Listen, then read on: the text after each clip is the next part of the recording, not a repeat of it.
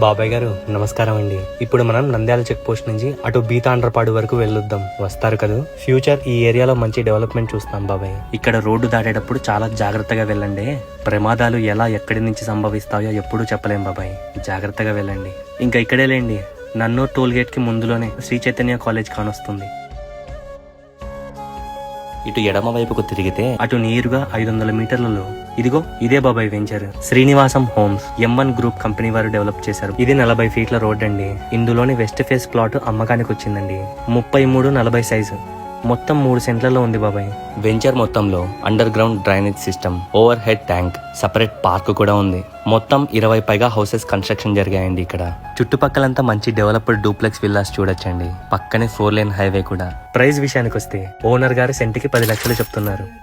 బేరం ఆడదాంలే, ఆలోచించుకొని కబురెట్టండి. సరేనా మరి, ఉంటాను.